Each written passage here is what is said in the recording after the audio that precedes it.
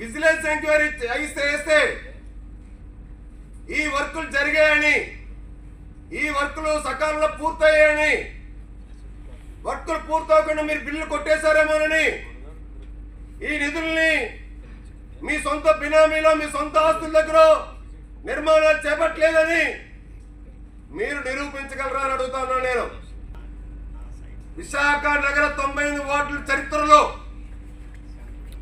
ఈ 6 నెలల్లో జియాన్సీ green belt లో పార్క్ డెకరేషన్ లైటింగ్ కోసం 2 కోట్ల రూపాయలు ఒక్క లైట్లకే దోచిపెట్టుకున్నాడు. ఒకే కాంట్రాక్టర్ జస్ట్ ఎల్ఈడి పేరు మీద ఒకే కాంట్రాక్టర్ ఎందుకు జస్ట్ ఎల్ఈడి ఒక్కడే 2 కోట్ల రూపాయలతో అక్కడ మోడల్ లైటింగ్ వేస్తున్నాడు చెప్పి ఒక 5 రిప్రజెంటేషన్స్ ఇచ్చినట్టు మాట వాస్తవం కాదా జియాన్సీ గారు? ఇదంతా ఒక ఎత్తు అయితే కూటమి ప్రభుత్వం వచ్చిన తర్వాత జరిగినటువంటి ఇది 1 కోటి రూపాయలు, 10 కోట్ల రూపాయల వర్కులేంటి